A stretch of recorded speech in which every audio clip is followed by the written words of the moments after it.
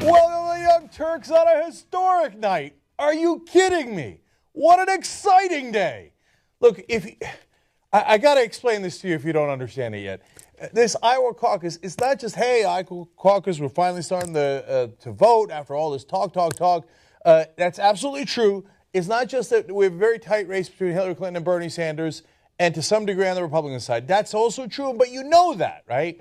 But what you might not know, as well as I want you to know it, is how important this particular election is. If Bernie Sanders wins Iowa, he's already going to win New Hampshire. That'll be 2 wins in a row.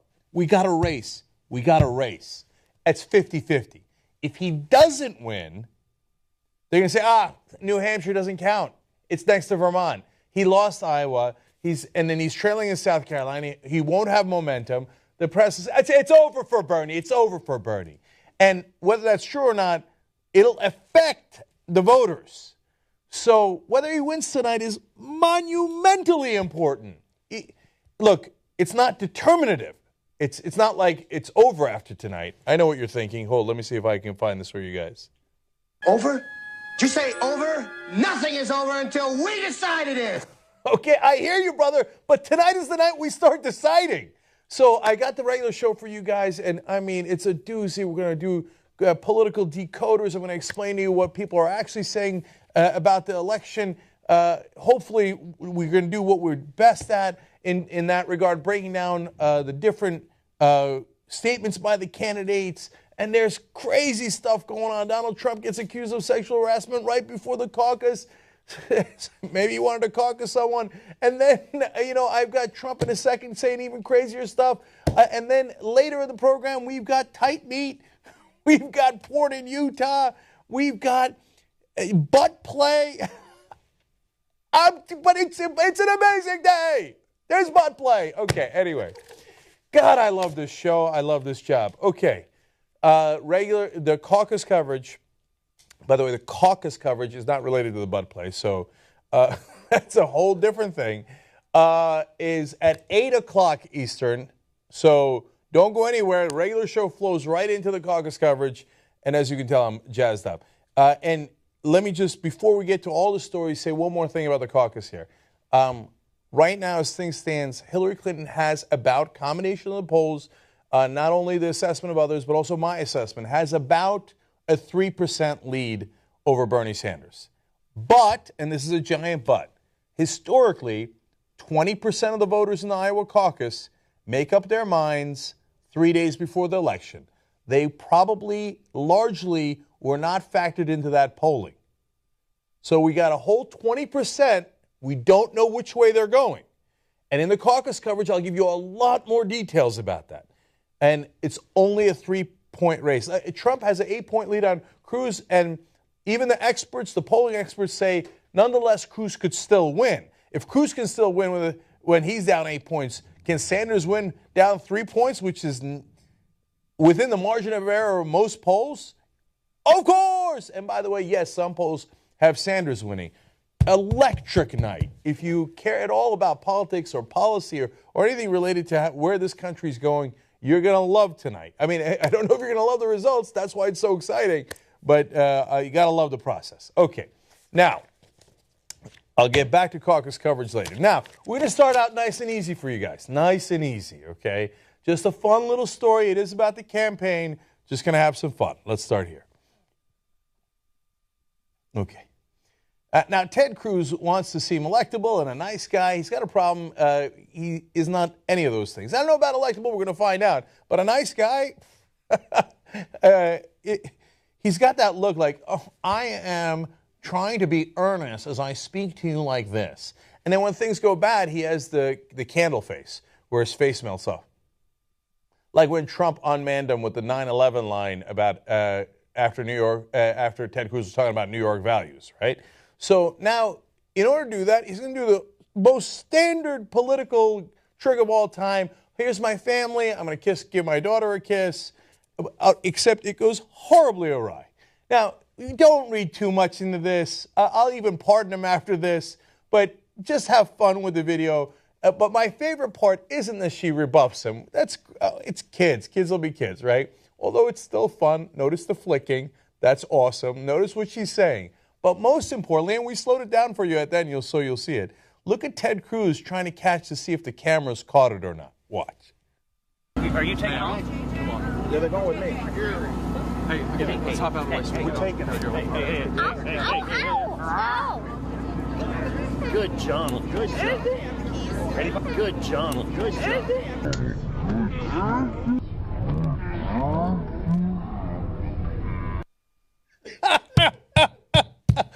It's like a friend of mine once tripped in the winter. He had this long coat on. He's got his hands inside the coat. He falls down on his face, and he's rolling around and looking up going, did anybody see? Did anybody see? Okay, that just goes, did anybody see?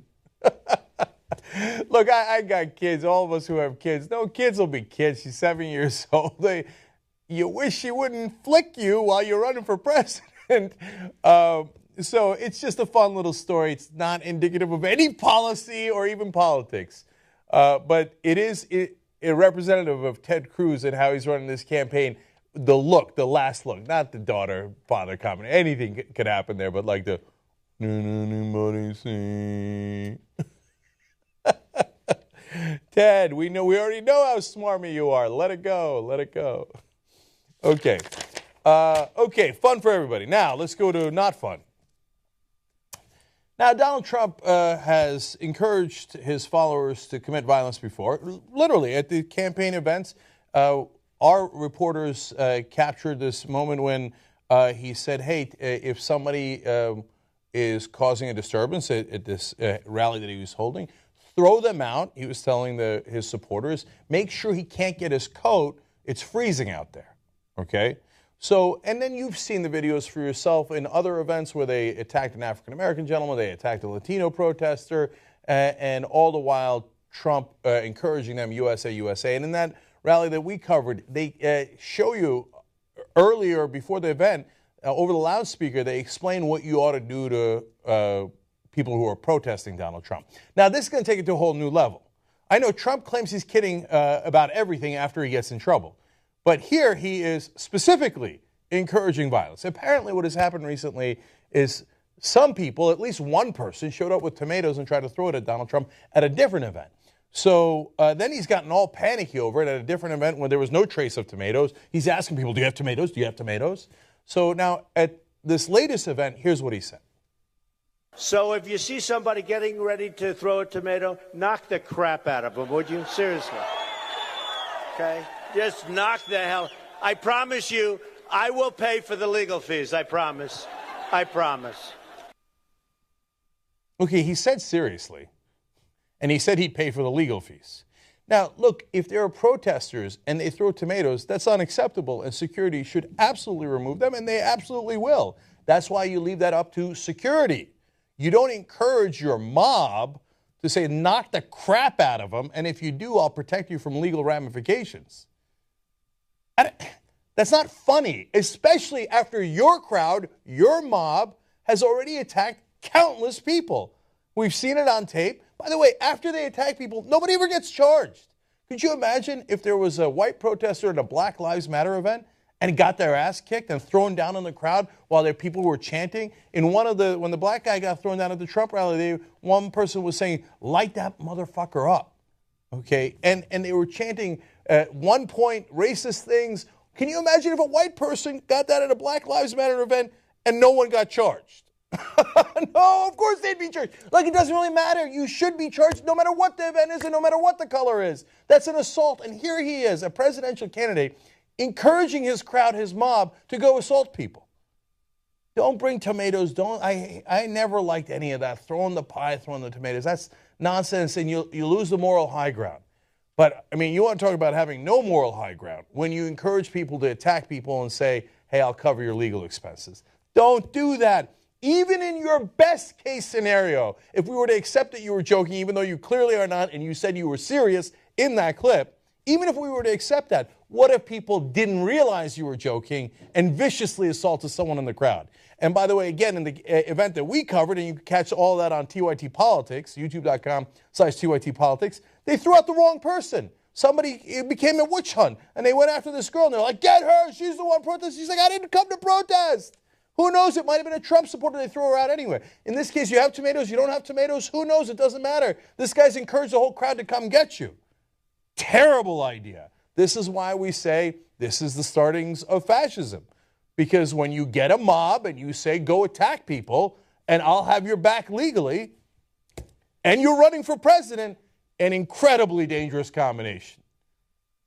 Okay, let's hope that his supporters are not as stupid as him, but that is unlikely. That is probably a hope too high. Okay, so now we go to a story about the Democratic side, okay? Now, this is about Hillary Clinton, and I love this story. So, taking notes in the middle of the show. Let's do this. I got 1,000 stories to get through. Now, right before the voting begins, all of a sudden, Hillary Clinton taking a page out of Bernie Sanders' book. Now, wait a minute. I was told throughout the campaign that Hillary Clinton had the right message, which is incremental change. Oh, this is unrealistic. This Bernie Sanders talking about we're going to go get the corporations, we're going to break up the big banks and all the big change. No, you don't. She literally said, we don't have a magic wand to go do all that. Apparently, the internal polling is not good. That is why all of a sudden, Hillary Clinton, right before the voting, turns into a massive liberal. Here are some of the things she said in her last rallies before the voting in Iowa. She said, companies that take advantage of the tax loopholes get her, quote, pretty riled up.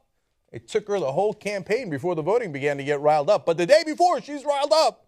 She says, and she promises to, quote, rail away at any industry that flouts the law. Before we were talking about, well, I mean, the system's pretty good, and Dodd-Frank's already got the whole banking industry under control. Now she's talking about, let's rail away. All right, not done yet.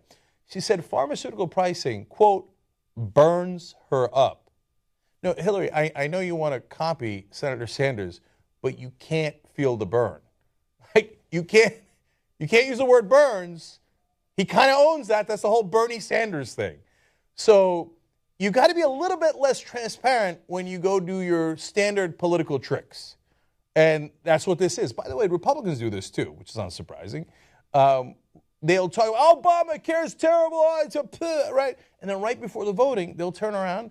Mitch McConnell even did this in Kentucky. In Kentucky's version of Obamacare, he's like, I'm totally for it. I'm totally for it. I want to make sure you get your health care, and I want to protect Social Security. Well, what happened? I thought you wanted to cut Social Security all along.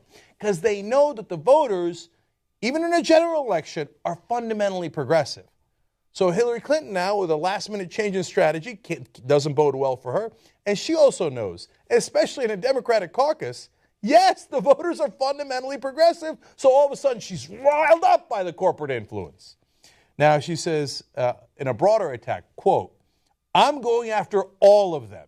When I talk about going after those companies, those businesses, those special interests, I have a much broader target list than my opponents. Okay, well, let's break that down. First of all, I'm going after all of them. Again, it's Bernie Sanders in a debate said, I'm going to break up all the big banks. They're not going to like what I have to say, right? Now, she was like poo-pooing, no, don't break up the banks, don't bring back Glass-Steagall and that kind of regulation, just a little bit of change. Right before the voting, I'm going after all of them. Oh, are you? That's fascinating. And then she claims that she has a much broader target list than my opponents. Really? Bernie Sanders said he would break up the 6 largest banks in the country. Are you going to do the same thing? Yeah, I didn't think so. No, you're not. So don't pretend. It's so transparent. Okay, now Associated Press explains, and this is really interesting and indicative, while Clinton has campaigned as the rightful heir to President Barack Obama's 2 terms, Sanders has portrayed himself as a successor to Obama's political movement launched more than 8 years ago in Iowa. Now, that's a great quote by the Associated Press, because that really is what this election is about. Bernie Sanders is running as Barack Obama of 2007 and 2008. And Hillary Clinton is running as Barack Obama of 2015. When President Obama was running back in 07 and 08, we're going to change the system, come, dream with me about what we can do. He gets into office. Yes, he makes incremental change in some policy places, especially healthcare, but leaves the system intact and does not try to change the system. There was no systematic effort to change the systemic problems in Washington, D.C. No going after campaign finance, getting money out of politics, going after the lobbyists, going after the donors. None of it. So Hillary Clinton says, that's the Obama I like, the one that didn't change the system.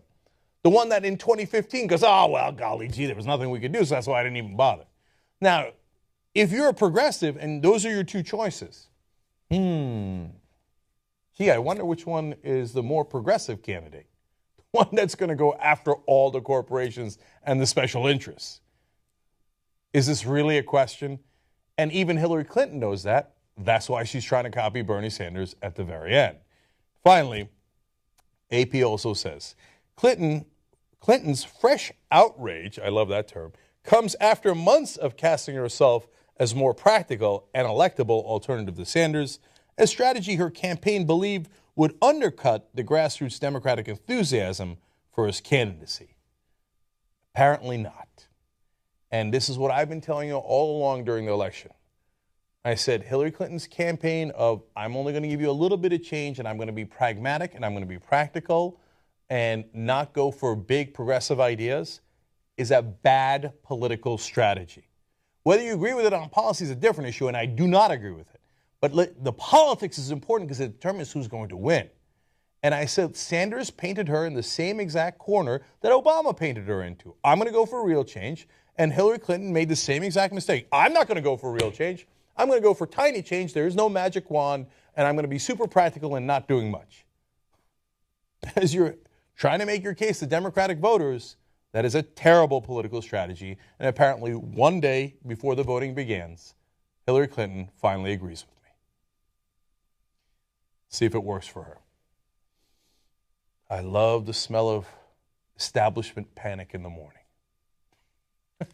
All right, I got a lot more for you guys, man. So Trump's sexual harassment, sexual harassment claims against Donald Trump. Who's Elizabeth Warren supporting? Who's Goldman Sachs supporting? Come right back. All right, back on the Young Turks, checking out with you. Come and caucus with us. Come and caucus. Okay, it's going to start in about 45 minutes, our caucus coverage. We're going to give you the latest polls, who's up, who's down, and as soon as there's actual results, we're going to be live on the air with it, tytnetwork.com/live. By the way, if you'd like to join us and become a member so you get all the coverage all the time, tytnetwork.com/join, okay? tytnetwork.com/join. All right, only a couple of tweets because we really don't have much time here, and we got a lot of stories for you guys. Marcus Granger says, why isn't Facebook full of Nigerian flags? It's a good question. For today, it now talks about the caucus. It says, I caucused hard, and now it burns when I primary. Oh. Okay. By the way, if you're in Iowa, the doors open at 6:30, okay, Iowa time. They close at 7 o'clock, so you got to get there before 7 o'clock. Okay, now, is that too late already? I can't tell. All right. Now, finally, we have Rob. He says, do they make porn with orgies where everyone is wearing magic underwear, in reference to the Mormons and how they are consuming a lot of porn in Utah? I don't know, but if it exists, it's online. So the answer is most likely yes.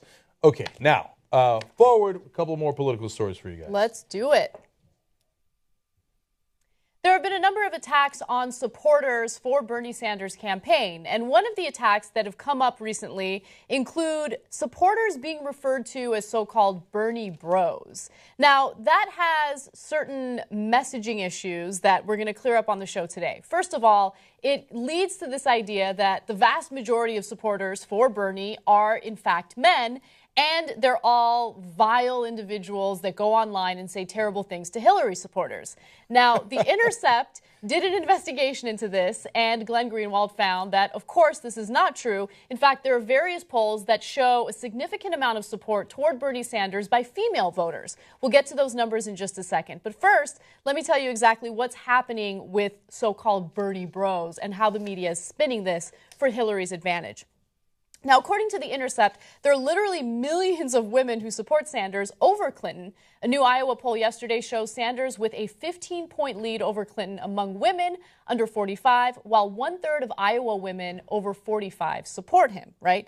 Now, a USA Today / Rock the Vote poll from 2 weeks ago found that Sanders nationally with a 19-point lead over frontrunner Hillary Clinton, 50% to 31% among Democratic and independent women ages 18 to 34. So already we see that there's a huge population of female voters in the United States that would prefer Bernie over Hillary. So why is it that the media is spinning these supporters as so-called Bernie bros?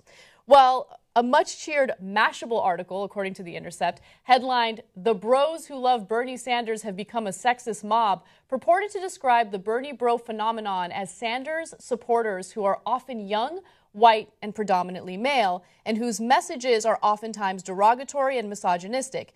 It cited a grand total of 2 examples, both from random, unknown internet users. I kid you not, okay? So we have one of the examples for you right now, and oddly enough, this individual isn't even a dude. Okay, so let's take a look at the example that Mashable gave.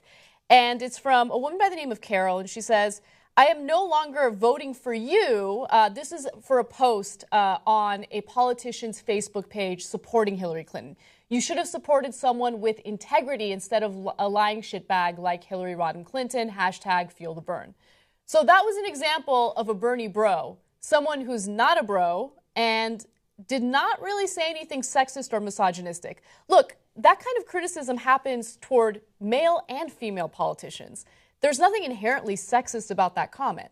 That was one of the most mild comments I've ever seen online. Okay, now, lying shitbag's a bad word. You shouldn't use it, yada, yada. Okay, but it doesn't prove anything along the lines of what is charged. Now, you got to understand something. These stories are usually plants. I'm being very serious about that. So I'm not saying that the Mashable writer worked with Hillary Clinton's campaign, though it's possible, right? And working doesn't mean like I get paid for it. No. I'd be shocked by that. No, you know somebody in Hillary Clinton's campaign and they're your source, right? And that's usually how it happens. It's subtle, right? Hillary Clinton's campaign wants to get the word out Bernie Sanders is not for women, and if you're a real woman who cares about women's issues, you got to vote for Hillary Clinton. Now, they can't say it because that's dirty and not true, so they got to plant that article somewhere. So sometimes somebody knows a reporter, or they go talk to a reporter with an exclusive or some source. Now, in this case, it's so demonstrably false that they don't have the numbers to back them up. Mm-hmm. And look, the demographic thing is not between men and women. Yes, older women support Hillary Clinton, younger women support Bernie Sanders. No, you schmucks, it's young people, both men and women, support Bernie Sanders in large numbers. And older voters generally support Hillary Clinton more, both male and female. So that part is obviously not true. And then when you go to find examples and you can't find almost any from a guy, well, then maybe you're onto the wrong story here. Yeah, look, my biggest issue with Hillary's campaign is this notion that she's the best representative for women.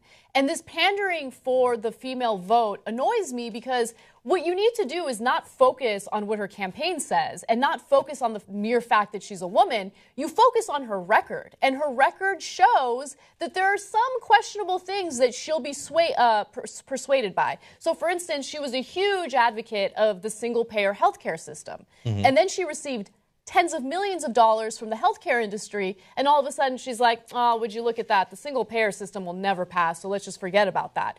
I mean, that is so symbolic to me and indicative of what she would do should she become the next president of the United States. Does she care about women's issues, or does she care about who's funding her campaign and whether or not she's going to represent those individuals and corporations? Right. And so the idea that if you're a woman, as one person put it, she personally understands the struggle that is to be female, right? That you should support her makes no sense, and I'll tell you one more reason why. I think it's fairly obvious. Let's say that Hillary Clinton loses in the primaries and Bernie Sanders wins and is the Democratic nominee. And then, by some miracle, Carly Fiorina wins on the Republican side. Well, she personally understands what it means to be a woman. If we've got to have a woman in office, I guess you got to vote for Carly Fiorina. Now, of course that doesn't make any sense. Bernie Sanders is much better on women's issues, for example, equal pay, than Carly Fiorina is. Yes. So if it doesn't make sense when it's Fiorina, it also doesn't make sense when it's Hillary Clinton. Now, if you say Hillary Clinton is better on women's issues on the policy, okay, that's a legitimate debate to have. There's nothing wrong with that debate. And I think she has a good case to make. I also think Bernie Sanders is a very good case to make. In fact, on policy, I think he's probably a tiny bit better, but it's very close. Okay, so it is very close, and I'm doing a lot of research on this because I'm writing a piece about it for the Raw Story. But you look at their records, and in reality, I mean, Bernie Sanders has been a champion when it comes to women's rights for a very long time. He has a long track record. And on top of that, think about one issue that Hillary Clinton was very, not unclear on, but wasn't very supportive of before, but is supportive of now. Same-sex marriage, which impacts same-sex couples, obviously, which includes lesbians. So back in the day, she was against allowing them to get married, basically telling women who they can and can't marry. I know that also impacts men, but again, her personal characteristics and her principles don't matter at all when money comes into play, right? Yeah, and so to that point, look, you have the issues that are directly affecting women, equal pay, women's rights, et cetera. And Hillary Clinton has fought for that throughout her career. So you got to be fair to her. You can't take that away from her. She's been very good on that. But the other issues where she is less progressive than Bernie Sanders also matters. For example, Bernie Sanders is in favor of $15 minimum wage. Well, disproportionately more women are affected by the minimum wage and by salaries that are on the lower end of the spectrum. And that is part of what they both claim they want to fix. But one way that you fix it is by moving the minimum wage up. So that definitely affects women. Student loan debt.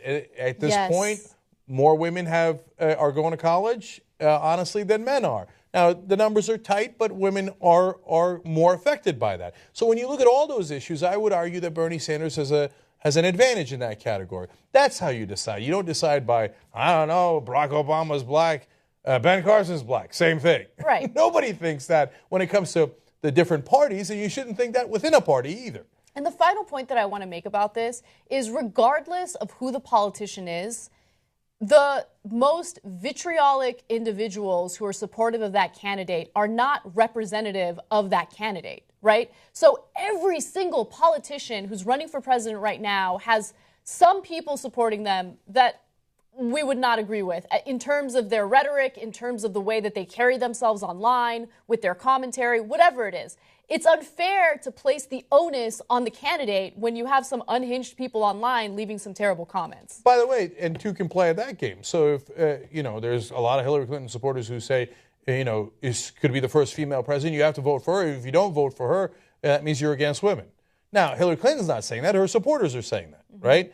But those are ridiculous things to say. I mean, by the way, Bernie Sanders would be the first Jewish president. So if you're not voting for that, are you against the Jews? So that doesn't make any sense. Neither should the idea that, if you vote against Hillary Clinton, you're voting against women. You should never vote for a candidate based on, whether they're a woman, what their race is. You vote for candidates based on their policy ideas and whether or not they prove that they believe and will follow those policy ideas. Anyway, all right, moving on. Donald Trump is being called out by some veterans organizations for refusing to donate money to them. One of those organizations is known as Veterans in Command, and this story is awesome. So it turns out that Veterans in Command did solicit donations from Trump's campaign, but they didn't get any type of donation. Well, they got some sort of donation, but it wasn't what they were expecting. That's for sure. Now, according to the Veterans in Command president, Larry Robertson, the group sent off a request to Trump over a year ago asking for a donation for the cash-strapped organization that deals with assisting homeless vets. But they received nothing from the billionaire businessman until last week when a bumper sticker came in the mail with a handwritten note reading, "Unfortunately, we were unable to make donations from the campaign." He sent bumper stickers that say, "Make America Great Again." Now, they're homeless veterans. It's not like they're going to put it on their cars. So he just raised, according to him, a ton of money for veterans. And he's like, no soup for you. I'm not giving you anything. But you could help by getting out there and working for me. Wow, we really appreciate it. Remember, there's the same guy that in 91 and 2004 is on the record as trying to kick veterans and oftentimes wounded veterans off of Fifth Avenue in front of his fancy buildings. They were working. They were operating those stands, the food stands, right?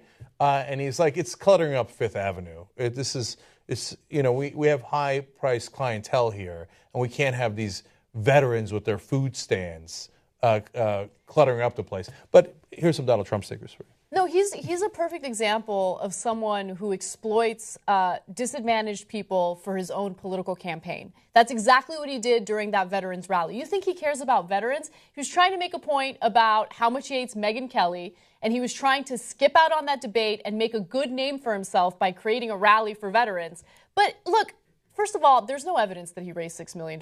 He claims he donated $1 million of his own money. One of his campaign employees donated allegedly $500,000 of his own money.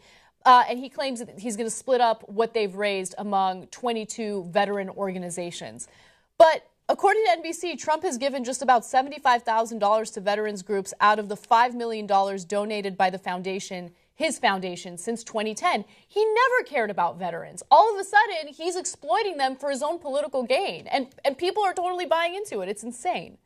This guy, he's treating all these different groups as suckers, and they're saying, yeah, that's what we are, right? Not these guys. Now these guys are pissed, right? Mm-hmm. But overall, like he went to church the other day in Iowa. He doesn't go to church, right? They asked all the different churches in New York, the major churches, and they said, we got no record of Donald Trump ever attending church on a regular basis. So he goes to church in Iowa trying to pretend to be a Christian. Yeah. They pass a communion tray along. I'm not a Christian and wasn't raised a Christian, so I don't know what you do with a communion tray, but apparently you take communion from it, which makes sense, whatever that is. Okay, how do you like me, not having much knowledge on it? All right. Anyway, it's the body of God. It's a body of Christ. Or Jesus or something. Right, yeah. Something.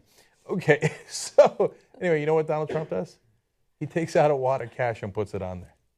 But that's his solution to everything, right? For him, it's like, if I got the money, that's all I need. I mean, Jesus you would have been the first guy he'd have thrown out of the temple. He'd grab you by your get, right, and throw you out. So, but he's not a Christian. He doesn't know what to do with it. He knows what to do with a communion tray as much as I do. Right? He's like, I don't know. What do you want? You want money? Okay, here's a couple of bucks. Okay? And he puts that on there. No, dude, that's not what you do with it. Well, for veterans, am I going to give you money? No, but I'll give you bumper stickers. Come support Donald Trump. Make America hate again. And Republicans go, I don't really care about the specifics.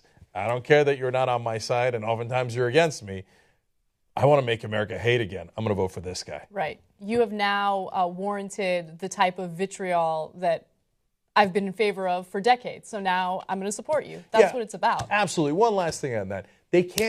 Analysts and pundits can't figure out why white evangelical voters who say that religion is the most important thing to them are voting for Donald Trump when he clearly doesn't know anything about religion, never been religious, okay? Mm-hmm. It's because he's racist and they like it.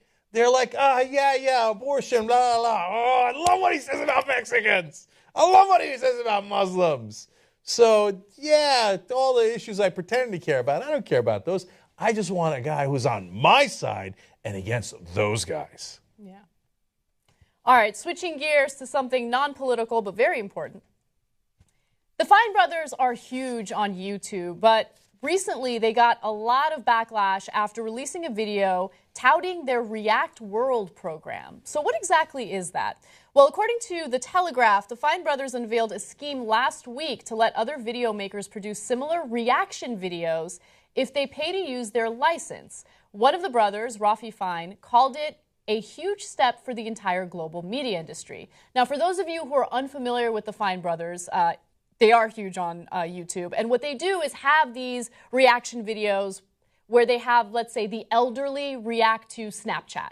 And they do really well. They're very entertaining. However, reaction videos have existed long before the Fine brothers put out videos themselves.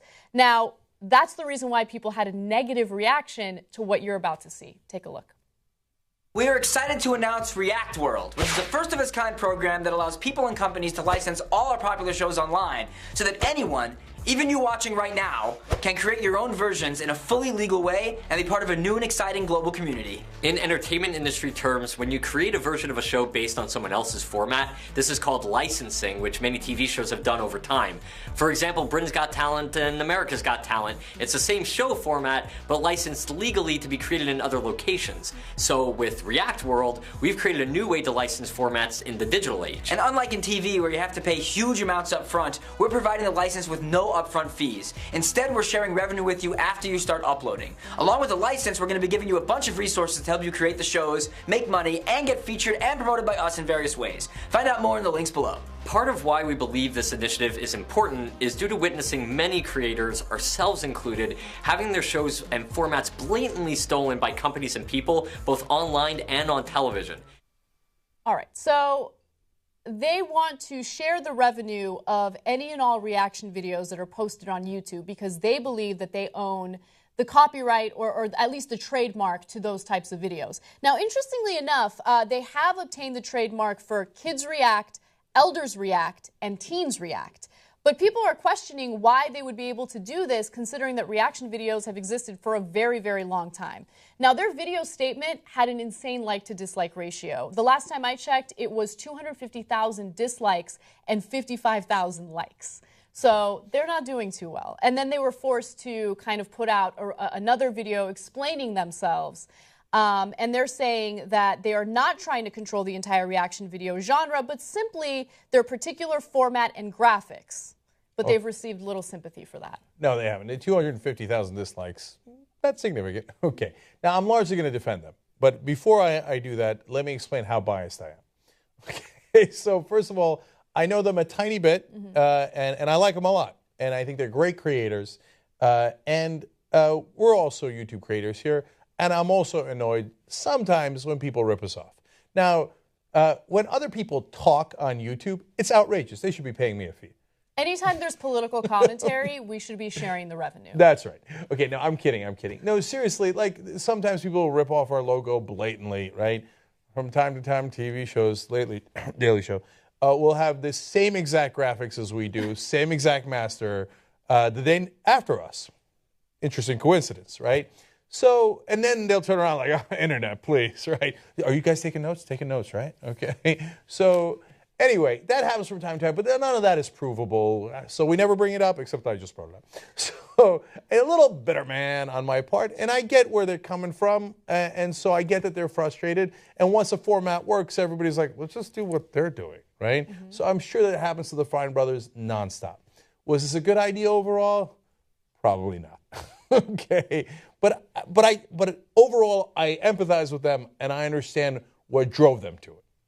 I don't empathize with them. I mean, I get it. Look, you guys are huge on YouTube, right? Let's say that they're the underdogs, and they're like churning out these videos, and they're working hard, and then some douchebag comes in after them and puts out very similar videos, and they blow up, right? That would suck. That would suck. But the reality is they don't own the reaction genre in any way. Right? And what do they mean that people are trying to steal their graphics? If there's any proof that someone's trying to steal your logos or your graphics and what makes your business, then okay. But reaction videos don't belong to you. They were upset because Ellen did a reaction video on her show. Guess what? She's able to do a reaction video because people have been... 2 Girls, 1 Cup was the reaction video of the century, right? and no one owns that. No one owns that genre. And to say, hey, now if you want to legally do that, you got to share the revenue with us. I mean, you're going to make a lot of enemies because you're taking ownership of something that simply doesn't belong to you. Right. I remember when they tried to rip that off and they had 2 girls in a glass. It just didn't work as well, right? Yeah. Okay. So, look, again, not the best of ideas. Very hard to pull off in this case to say, hey, if you're going to do reaction videos, you should license it through us.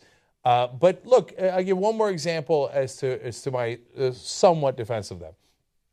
You do a show called The Point, right? What if somebody came up where you ask people to take a topical matter, you ask people to make a point about it, and then you ask them a personal question, right? Somebody comes across and goes, all right, everybody, I've got the schmoit. Okay, whatever, right? Yeah. Hold on. And they go, okay, first make a quick comment about this topical story, then I'm going to ask you a personal question about it. Well, look, you can't, I know, you're right, you can't trademark that, but the thing is, they are ripping you off, and it is annoying. Look, I think that I would argue that that's different, because reaction videos don't require Einstein to come up with the format. You see what I'm saying? Like, it's a very simplistic format that, like, my 5-year-old cousin can come up with. The Point has a very specific format, meaning that, you know, you ask people to make their point and then you ask them a personal question. You know what I mean? Like, it's not as simplistic as a reaction video. And, I'm sure that they would format perceive didn't it differently. exist. And look, and one more thing, so you have context here.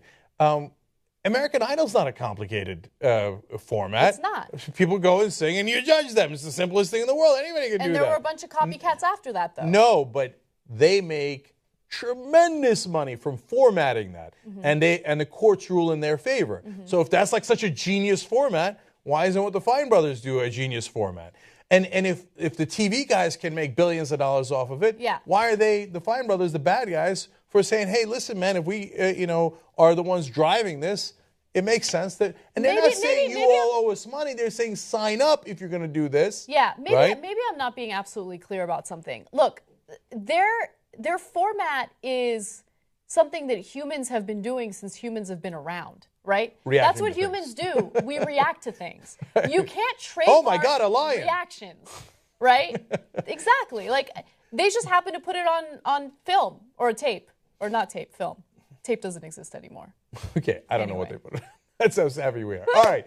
Anyway, we disagree a little bit here, but ultimately it proved to be not a great idea. I think they acknowledge that. Yeah. All I'm saying is cut the guys a break. They've been very successful. People have been ripping them off for a long time. It's hard not to get frustrated.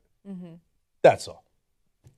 They're not successful enough. Oh, you're the worst. They're not making enough money on YouTube. Well, you can say the same thing about us. Oh, you're not making enough money, They're doing fine. Look, they lost like thousands of subscribers after this. It's not worth it. You guys are in terms of reaction videos, you guys are knocking it out of the park, okay? You're number one. Enjoy your success, right? Of course you're going to have copycats. Of course you're going to have people who want to share the same success that you have. But while you're number one, while you're making a killing on YouTube, enjoy the ride and don't go after people who are, not nearly as successful as you.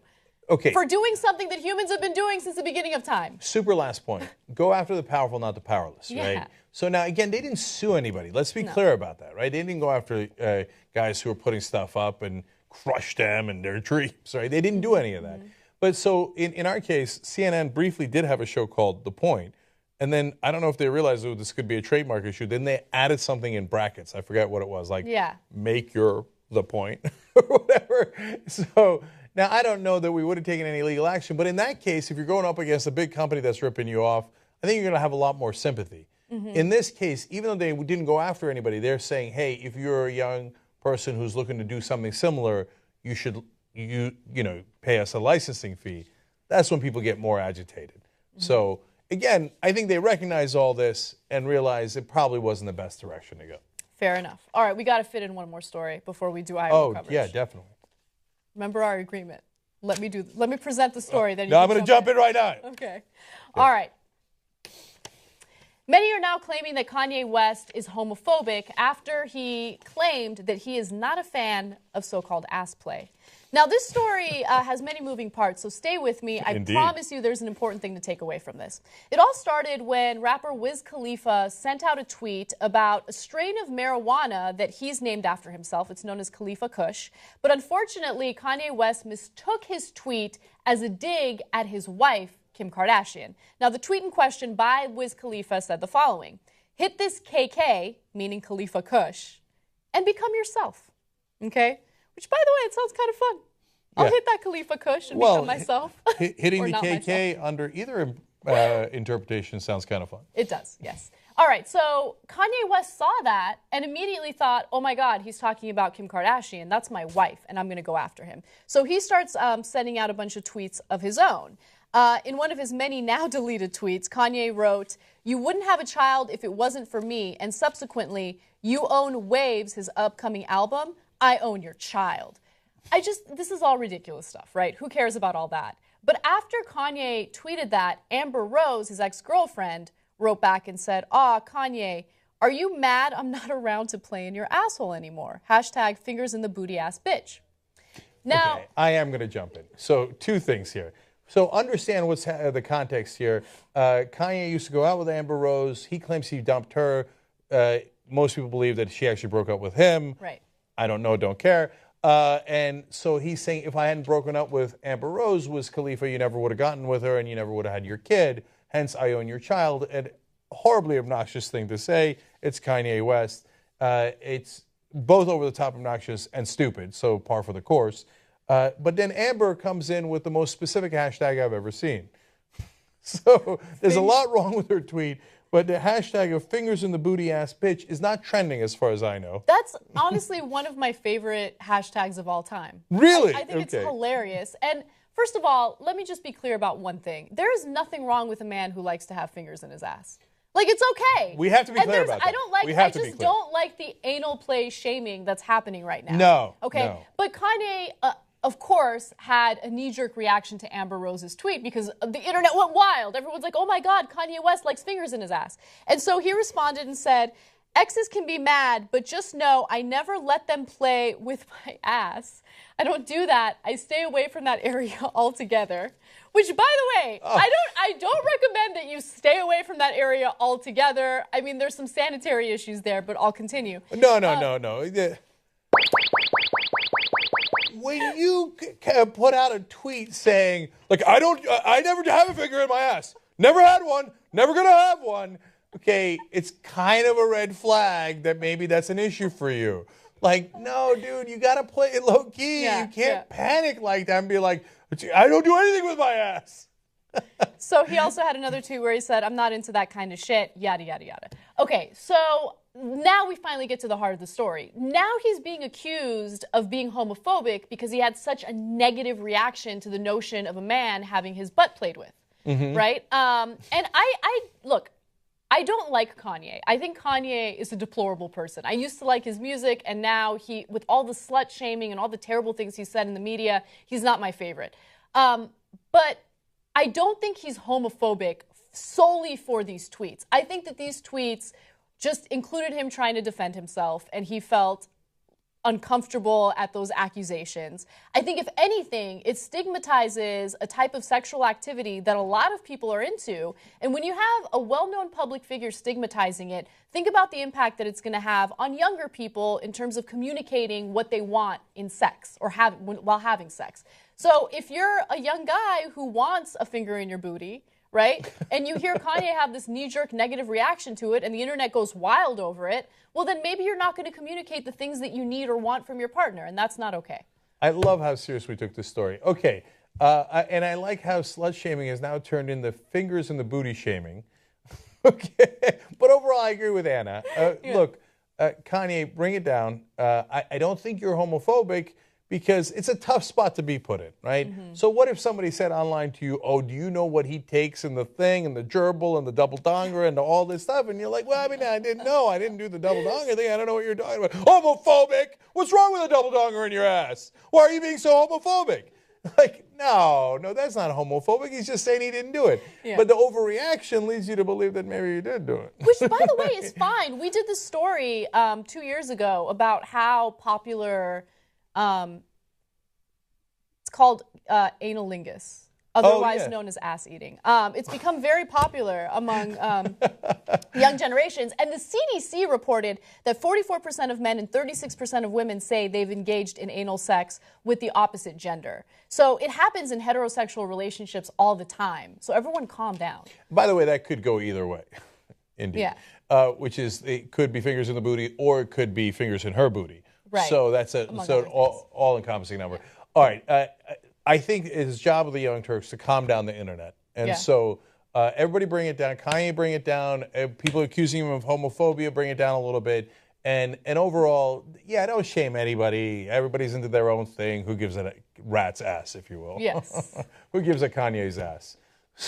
Let him go. Let him go. Do whatever you're into. No one cares.